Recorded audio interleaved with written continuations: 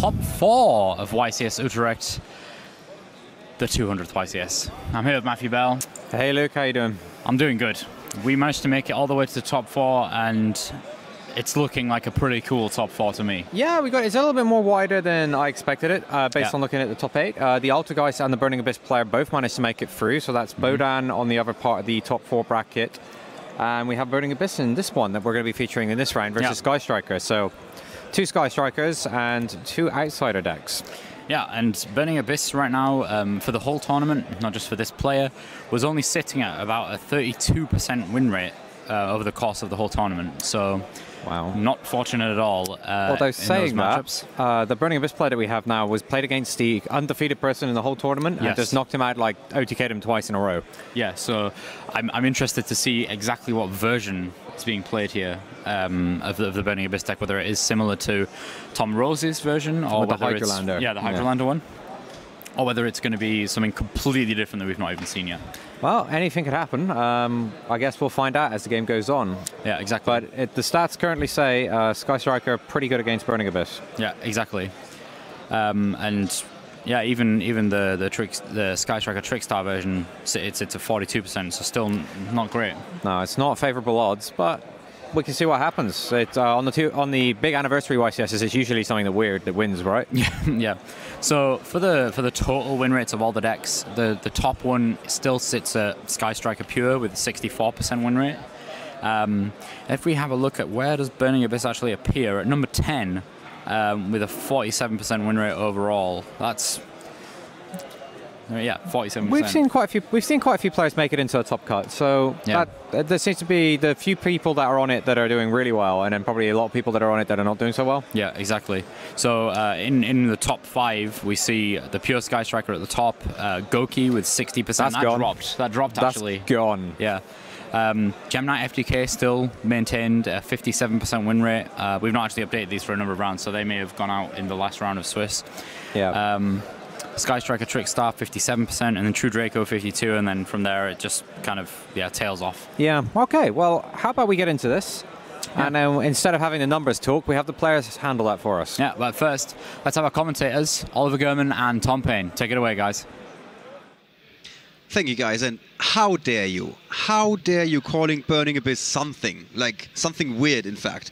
Burning Abyss is one of the standout decks for like 5 years straight or something like that. Yeah, we featured it like 5 times. Yeah, we featured it 5 times. So, Mr. Matt Bell, I take offense to that. Burning Abyss is here to stay. It's not going to go down at all, especially in a sea full of Sky Striker Pure. It's the one thing, the glimmer of hope for us all. We're going to cling to it, and we're all going to be cheering for Din Kabui. Is that correct? I really like his deck list. There we go. It's really different to Burning Abyss decks that we've seen in the past. So it's packing a huge suite of Burning Abyss monsters and a huge suite of Kaijus. So it looks very much like he wants to go second and OTK his opponent, just like Matt was talking about. Right. It's also packing the Malicious engine. Actually, just what happened. Guys told me that in the previous round, he was going up against Jonas Koschel, who hadn't dropped...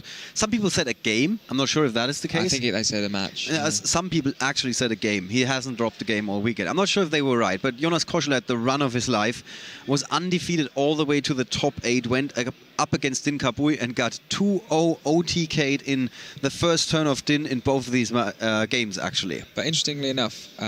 Andreas also wants to go second, as we can see clearly by the 3 copies of Evenly Matched. And I've seen the players roll the dice, and much to Dinka's disappointment, he lost the dice roll and was made to go second. All right. So I expect he's a bit shocked and a bit upset. Maybe his opponent knows what he's playing. Maybe he's been watching how he just knocked out the one undefeated player this weekend. Let's see if he can somehow recover from that. I mean, even if he loses the first round, he can make sure to go second in the second game. And then maybe we go to a third and final game to decide this one. It's going to be an exciting match. Let's take you guys to the semi-finals table, where Din Kabui is now going to go up against Andreas Vrelos.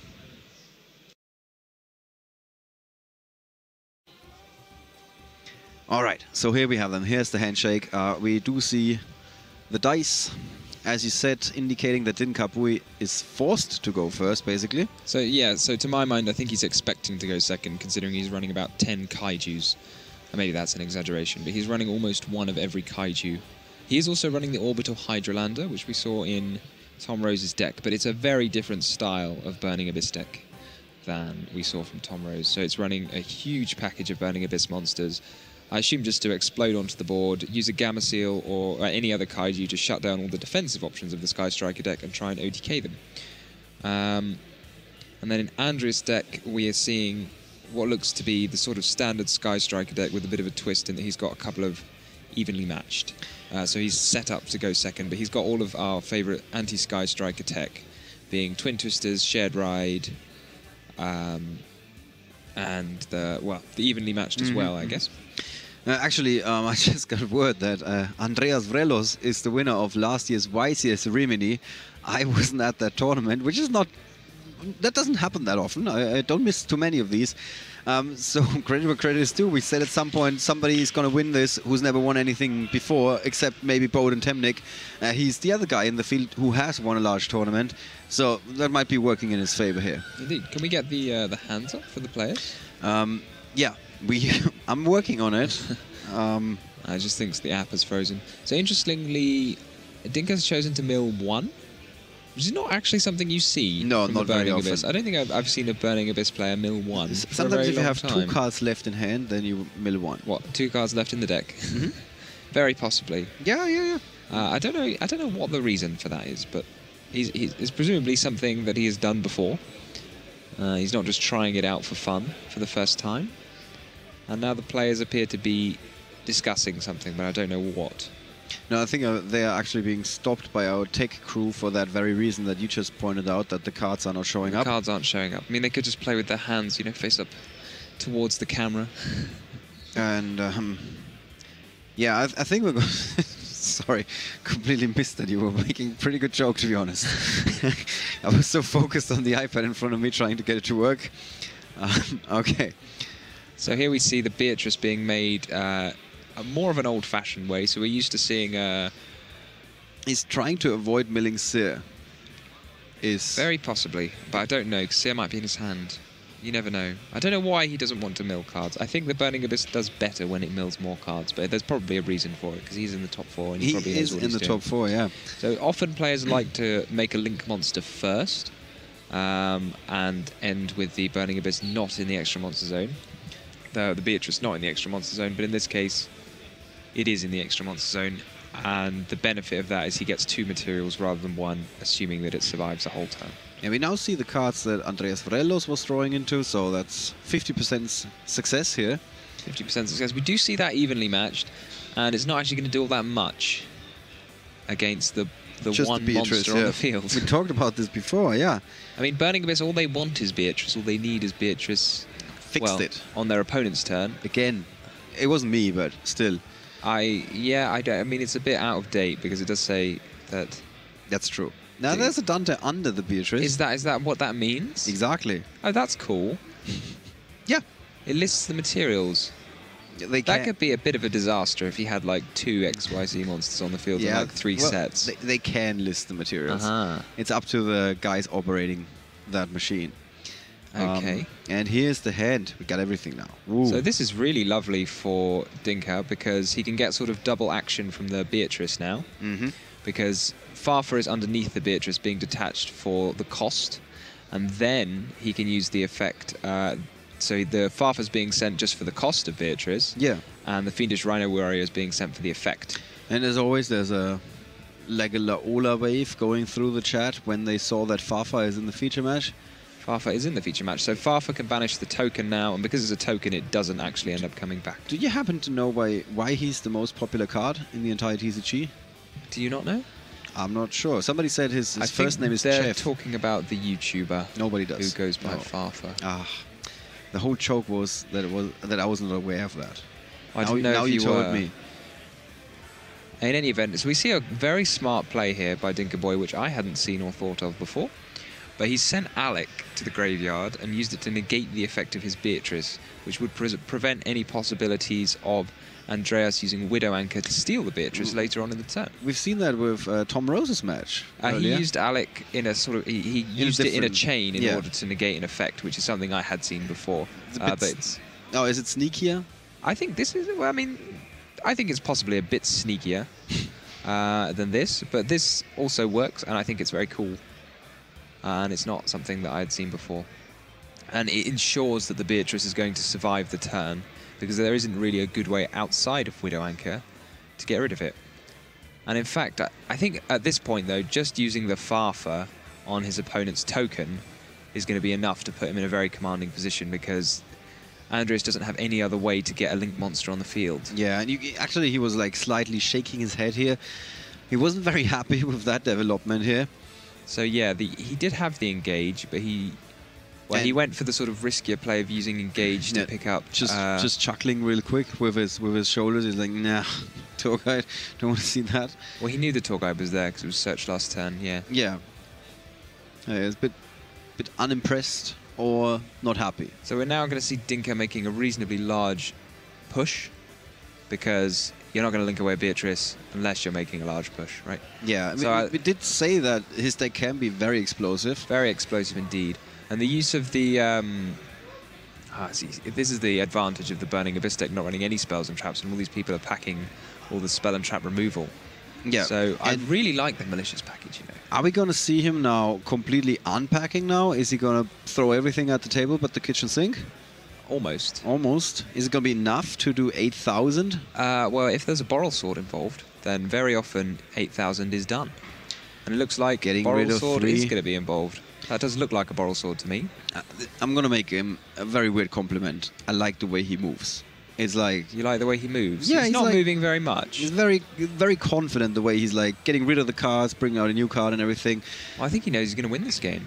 Maybe that's it. He's got some swagger. He has got some swagger. Yeah. I mean, he has got the Widow Anchor. The only real fear defensive card that you expect from Sky Striker is a Widow Anchor. However, I think it's very possible that Widow Anchor would have been used already from Andreas. I don't know why he wouldn't have used it last turn to negate the Beatrice effect. So he does have a Snow in graveyard and infinite ways to bring it back. Infinite ways to bring it back, but the main threat is the Boral Sword, and he just wants the double attack from the Boral Sword to go through to end the game.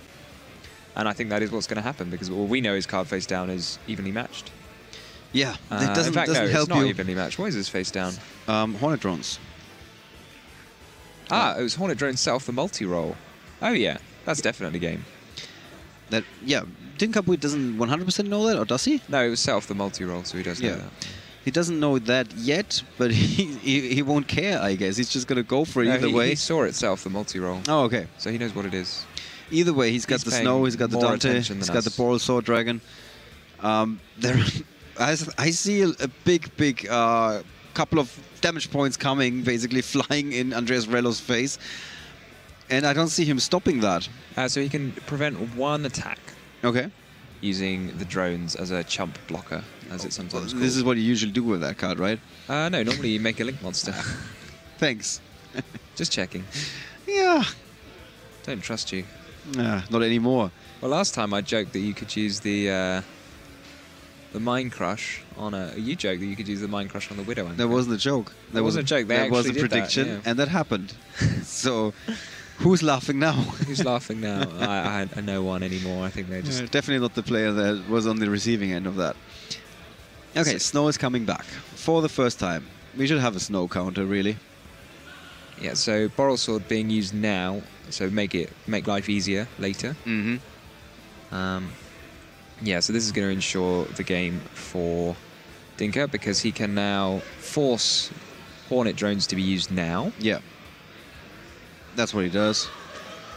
And now that the Hornet drone's being used... The question is, does Andreas even try and activate them, or is he going to straight up shuffle up? He can activate it, but he's just going to concede. Yeah, straight up so if he activates it now, then there's nothing. He can just attack over it with... Why give it away? Burning Abyss going 1-0. I don't know if you guys can hear it. I'm speaking a little bit louder than usual because the crowd was just erupting a tiny little bit. They seem to find that very funny. They are happy with Burning Abyss because... They're happy to see the Burning Abyss deck just pick apart the Sky Striker deck as if it were nothing. Everybody is rooting for the underdog. In this case, Dante and his pals are the underdog. And Dinkapui is just one win away from securing a place in the finals, knocking out one of the last two players in competition that have won a very, very large tournament before, Andreas Vrelos, winner of YCS Rimini last year. And yes, somebody just said dominant performance. I just want to second that. Our time display looks a bit funny to me. I feel like they've been playing for longer than... Yeah, they definitely did play for longer than that. They got some extra time with the little hassle with the technical equipment. But not 38 minutes. I would say they're like 8 minutes down is what I guess. I think like 32 minutes, something like that. I mean, given the speed of that first game, it's unlikely to come into play. Yeah. But you never know. Yeah, I mean, obviously Dinkabui doesn't want this game to go to time. He just wants to 2-0 clean sweep victory his opponent here. And so far, he's well on track for doing just that. So having a look at the side deck, I don't know what Dinka's plan is for when he's likely to go first. He's got the Majesty's Fiend, but Majesty's Fiend against Sky Striker, probably they mainly want their spells, right? Yeah. It's not going to do so much. I mean, maybe Ash, but Ash isn't. It's a good card against Sky Striker, maybe, but it's not. It's nothing. There's no power cards going first. So I think his plan was always, if given the choice, he was just going to go second. So it doesn't look like he's got any cards specifically for going first. So it might be that he chooses not to side deck anything. And it looks like his deck is very much built to go second against Sky Striker. That's what he's going to do. He knows what's coming against the Sky Striker deck. And did Andreas Relos immediately figure that out? Or do you think he's still not 100% sure? I mean, I think Andreas knows that Dinka's got a deck built to beat Sky Strikers, considering he's this far in the tournament and has probably played about 100 Sky Striker decks already. I'm just going to quickly look up their history, because maybe they played against each other before. It wouldn't be the first time we've seen that. Andreas doesn't really look like he's got too much exciting in the side deck. So there is the Ghost Reaper and Winter Cherries. That used to be a very popular side deck against the Burning Abyss, but no one considers Burning Abyss, and Ghost Reaper needs a target in the extra deck, and no one is including Dante in the extra deck. Dinkabui has basically played against half of the players that ended up in the top 64 over the course of this tournament. So if I'm going to be honest, that's pretty good. Yeah. If you've beaten... If you've had such a difficult run, you saw him playing Zacchaeus Shah, Nico Schlierkamp, Eric Osbeck. Yeah, and all of that was before the top 64, so... It's not like he's not used to playing against some really, really good players. So here, as expected, Dinka's been made to go first again. And then we see, so one of the nastier things that can happen to your Fiendish Rhino Warrior is that it can get hit by infinite impermanence. So that negates its effect that prevents the Burning Abyss monsters from destroying themselves, which means all the Burning Abyss monsters destroy themselves. And that's not what you want, because then you can't use them to XYZ side. Not exactly, no. So this is perhaps a bit of a worse start for Dinka and a bit of a better start for Andreas. Yeah, I'm just checking if Andreas Relos went up against Burning Abyss. Yes, he went up against Thomas Rose, in fact, and kicked him out of the tournament. That was in the top 32. That is the only time this weekend that he went up against Burning Abyss. So this is a very different flavour of Burning Abyss deck to Thomas Rose deck. Yeah, that's true, but still some experience. Yeah, but only one match. It's because Dinkabui has been playing against Sky Striker all weekend long. Yeah, and we see this. So I think it's fair to say that the Sky Striker deck is just a more powerful deck. But what we have is Dinkabui's toned his deck up to beat the Sky Striker deck, which is going to give him enough of an advantage to possibly make up for the difference in power of the decks. And because we're seeing two cards in Andreas' hand, Shared Ride and Ghost Ogre, which typically, if you're going to ask someone, what cards do you want against Burning Abyss, no one is going to tell you those cards. But because they're already in his main deck and he doesn't really have any cards to side in, he doesn't have enough ways to rotate out all of the... He definitely needs to get rid of the spell and trap removal. He's got 1 Typhoon, 1 Mystical Space Typhoon, 3 Twin Twisters. So that's 5 cards that have to come out his deck. Yeah. So cards which are still fairly subpar, like Ghost Ogre, like Shared Ride, still have to stay in the main deck, which is not great. Not ideal. Not ideal. This is the official coverage term. So here we might get to see from Dinka the nice tech of Fabled Sulcius, if we're very lucky. Maybe not. He might choose to send Skarm or Graf, which is a bit more boring. But Fabled Sulcius is a level 6 Fiend, and you can discard 2 cards from your hand to special summon it from the graveyard. And if one of those cards is Destiny Hero Malicious, then you can banish that Malicious to summon another one. That gives you 2 level 6s. You can make Beatrice... I don't want to say the old-fashioned way. I don't know which way is the way you're supposed to make Beatrice, because it is a Burning Abyss card. But you kind of make Beatrice which way? Yeah, I don't know which way is properly. But you make it a different way to the way Burning Abyss normally makes it, by overlaying 2 level 6s as opposed to discarding a card and putting it on top of Dante. Right. So going into the second game, you mentioned Dinkabui always wants to go first. Now he's... No, he wants to go second. Sorry, he wants to go second, yes. He's made to go first for a second time. How happy can he be with his opening? especially after that hand trap came down. The hand trap was actually the most effective hand trap, I would say, against that situation. There's not many cards which deal effectively with, you know, just what his deck is trying to do. normal summon special animals from your hand. So we see the clever play here of Andreas. I don't know if he's aware of the number of kaijus in the hand of Dinka Boy, or in the deck of Dinka Boy in particular, but he's chosen to send the Sky Striker Link monster on his field to the graveyard in order to prevent a kaiju being placed on top of it. And that would then shut off his Sky Striker spells for a turn, and that's not something he wants to happen. So that's a clever play. It's something we saw Themis do in the feature match earlier to prevent possible kaiju or possible shadow fusion. Right. So long time ago. Maybe some Greek players communicating about something. See, here we see Ogre being used on Dante. Yeah. And if you ask someone, you know, was this going to be being done in 2018, they probably would have said, what are you talking about? Why would anyone Ogre a Dante? It just gets a card back. That's really rubbish. Right. But it's just because he's got it in the deck. He might as well use it. He's got nothing better to do. He's got nothing else to do with it, yeah. So, and also, in case of Din Kabui's deck, I don't think you want to give him any field presence, because you know that he can just add those cards, and together he's going to dish out a lot of damage. Any which way you can stop him from doing that is a win. Indeed. So, we see the milled Sekka's Light, so it can be used to shuffle a monster from his deck. From his hand into his deck and draw another card, and that other card happened to be Sekka's Light. This is how you do it, kids. At all times, the best draw, unless you already have another Sekka's Light, basically, because it just draws you 2 more cards, and it's got a great graveyard effect. So this is one of the big benefits of playing Burning Abyss, is drawing that Sekka's Light. That's a really big play for Din Kabui. Refilling his hand here, and now where is he going to go from here? He's got 2 copies of Malicious in his hand. See him doing anything more exciting this turn, if I'm going to be honest. He probably doesn't want to be... If you special summon the Burning Abyss monsters from your hand, then you can't use their graveyard effects. You can only use one of their effects a turn. So that would leave a Dante... I mean, he is going to... I can't remember if he's normal summoned. But no, I don't think so. I think it was special summoned before. He's just going to attack with a graph.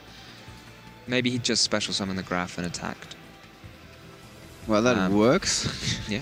And we're still a few minutes away from timeout, to put it lightly. So that's not the strategy here. No, not at all.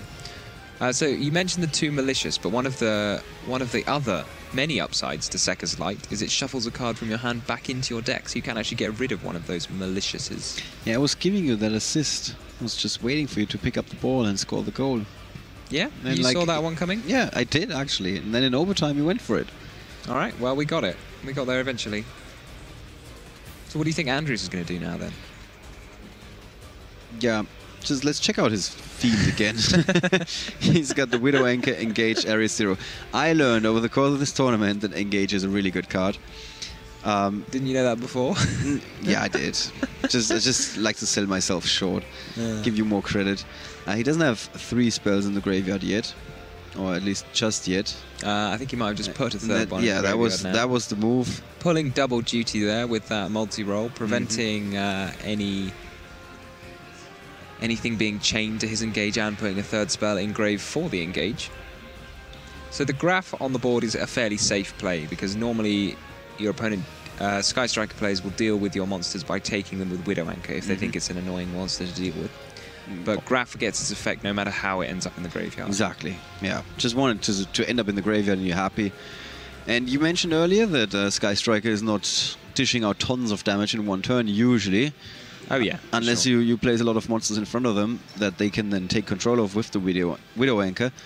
So Graph is like really good in this situation. It's not high attack, so it doesn't threaten Din Kabui's own life points. He's probably going to get the effect at the end of the turn. So yeah, things are going okay here. Yeah, if I was Dinka, I would probably be a bit concerned that the Sky Striker players just resolve 1 copy of Engage. He's not going to be able to stop them resolving another copy of Engage. I mean, but his hand has still got 5 cards in it. It's still just fairly packed. No, he just asked about the number of cards. Yeah, so his hand has still got 5 cards. He's going to be able to tune it up a bit next turn with the Engrave Sekka's Light. So maybe he's happy just sitting here, waiting and seeing what his opponent's going to do. Even if he did, I don't think he's actually that bothered by the number of cards that Andreas has if he can execute his own win condition, which is giving a kaiju, summoning a load of monsters and attacking the game. All right. Ooh. However, I'm going to eat my words here with that Monster Reborn. we might eat some words here. So Monster Reborn is probably not a card, or it's not a card I've seen in any of the, many at least, of the other Sky Striker decks. Yeah. Because typically it's not a card which helps you, it doesn't help you get going. Both players immediately looking at the life point totals. I think both of them know that that is 1,000 enough for game. something. No, I don't think so. I think there's 1,000 something left for Dinkabui. But you've got the effect of Ray. Oh, so there's more So coming. you contribute in there. Dinkabui is still wondering a little bit about it. He's still looking at the score I think he pad. might still be a bit shocked that his opponent just activated Monster Reborn and attacked the game, if I'm going to be totally honest. Oh, no. Okay. Because Monster Reborn is not a card that we see in all Sky Striker decks. I mean, it gives it a bit more explosive power. And if you're expecting mirror matches, then I could see why you would include it, because it also has the extra option to start your engine of picking up a Sky Striker monster. I mean, personally, I wouldn't want too many cards that aren't either defensive or able to pick up a Sky, or able to start my engine. And Monster Reborn doesn't actually fit into either of those categories. But in this case, it looks like... Is it doing enough for game? No, it's at the moment it's 2.6. How big is It's it? now down to 700. Oh. Still not enough for game. I'm interested as to why he made that play if it was not going to attack the game. And interestingly enough, Dinkabui, it doesn't look like he's in control. I mean, obviously he isn't. He doesn't have any way to stop him. But before that, in the first game, there never was a moment when we saw him like lose his cool in a way. And this was the first time he was genuinely surprised by his opponent's move. If I was him, yeah, I would have been like, Shocked. what just happened? Yeah. Why did he... What is the Monster Reborn doing there? Because this isn't a card that we're expecting to see. Yeah. And why, you know, and then the fact that he's played it and not attacked for game, because that seemed like quite a large investment of resources, Yeah. and it's sort of this thing you would expect to see him attack for game in that situation. You'd expect to see the burst of cards, use your sort of trump card, and attack for game. Yeah. And then that hasn't happened, so he's probably doubly confused. First at seeing the Monster Reborn, and then at being alive at the end. But I suppose you just kind of roll with it in that situation and say, well, you know what, that's probably better than having lost the game. I think if Andreas Vrelos would have brought out the score pad before he made all of his moves and did a couple of calculations, Dinkabui might have been way more shocked, because he kind of sees that whole thing coming. We talked about that score pad effect. And then it would have been all very differently, because first of all, Andreas Vrelos might have not gone through all of these motions when he knows that he cannot actually kill his opponent. That may have been a calculation error, I don't know. Maybe he just thought double attack from Ray, big kaiju, that's quite a lot of damage. Yeah, quite a lot is usually enough. Quite a lot is usually enough, but in this case it was not. Not in this case. So Andreas Vrelos now has 4 face-down cards. We can see all of those with our perfect information, with our eagle eye that can actually look under the table. Ooh. And Dinkabui now has a full hand, has a bit of a setup, needs to play through 1 million cards, but he's still alive. Can he regain his composure and come back from this? I think perhaps, but it's hard to tell, because that Widow Anchor, his plan seems very much drop a kaiju on your opponent's board. Yeah. And then Go crazy. But if his opponent's denying him the opportunity to do that, as we've seen him do twice now. Although I think he used that multi-roll twice that turn. Maybe he used the area 0 the second time. Okay, so he's denied him the opportunity to drop a kaiju. So now his Sky Striker spells are definitely going to be online this turn. Which might make a reasonable difference to the sort of plays that Dinkabui can play. He needs a black garden in his deck. He needs a black garden. That would be very cool. Here's some lead tech for you. Yeah, that would be pretty interesting. Although he wouldn't be able to activate it now because he has already activated Sekka's Light. Sadly. Sadly, yeah. Puns for days. All right. So here we're going to see a chain of about 3 cards. Maybe only 2. Don't need to be that disappointed. I know, we've got Cerberus and we've got Phoenix. Not Cerberus. Phoenix and Seer. And Dinkabui actually did regain his composure. This is his usual expression on his face when he's playing, at least from the little time I watched him so far. So I would say that things are going his way again. So how much they're going his way, we're going to find out here. got the malicious to the graveyard. So it looks like Andreas' face downs are all interruptions. That's quite impressive. Yeah, 3 copies He's got of Widow three Anchor. Widow Anchor, one of which was hit by the... well, unsurprisingly, one of which was hit... The Nightmare Phoenix. By the Nightmare... yeah, the Nightmare Phoenix, because they were all that. If he'd hit the Shark Cannon, that would have been the worst possible option, because the Shark Cannon was activated immediately to banish the malicious anyway, so it just would have been chained. But that was only a 1 in 4. So, where is Snow when you need it? Where is Snow when you need it? Does he need it? I think he's got all different monsters in his graveyard anyway, so this Orbital Hydrolander is going to find its way onto the board. And Andreas knows now that he's not going to be able to use the last Widow Anchor anyway, because it's going to be bounced to his hand, so he might as well use this one to take control of his opponent's monster. That might mean that he gets an opening for that Kaiju. This is an opening, so this is amazing. So Andreas had 4 interruptions, and all of them are gone. Within the blink of an eye. Yeah, it's just crazy. We haven't seen that very often. So this game might hinge on whether the Orbital Hydrolander hits. And again, look at the way that Din Kabui is playing. He's getting faster, faster, faster, going through the motions again. He knows he's seeing the opening. It's a bit like when you had the Trickstar players that saw that they can go for the combo. That is game. That is game. That Snow is he finds Snow, gets rid of that card. And you can tell it now, the story on both these guys' faces. Andreas Vrelos not happy with what's happening. Din Kabui just going through the motions like a robot in a way. He's a Burning Abyss robot master. Look at this guy, 700 life, completely nonplussed. Goes into his turn, just goes through the motions. And now he's just going to beat by beat, step by step. I'm surprised at the crowd's reaction to him summoning the Orbital Hydrolander, because they could see it in his hand.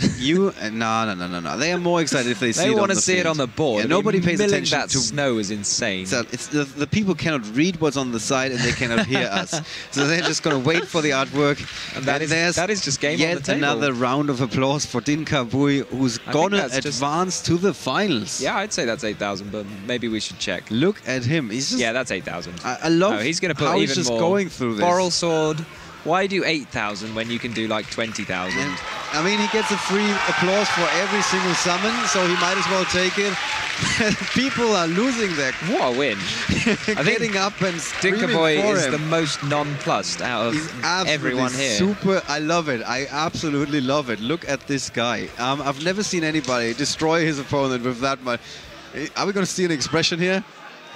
Yeah, there was a smile. There we go. There was a smile. All right, guys. Little wink. Let's talk about that in the post-match analysis. And talk about people loving to root for the underdog. Din Kabui just got a very, very big round of applause from, I don't know if all of these guys are their friends, but definitely everybody's a fan of his in this very moment. Oh, his deck is amazing. I love it. Yeah, and we were just like talking about this, looking at the field with Andreas Vrelos like going all in a way, like pushing for damage. 3 negations in his back row. 4 in fact, yeah. So usually you're like, okay, there's no way around it. He's got a Kaiju, but the Kaiju cannot go live. Yeah, the Kaiju was, I mean, Andreas very cleverly did not leave a monster on his board to get hit by the Kaiju. So it wasn't that Andreas made any mistakes in that sense.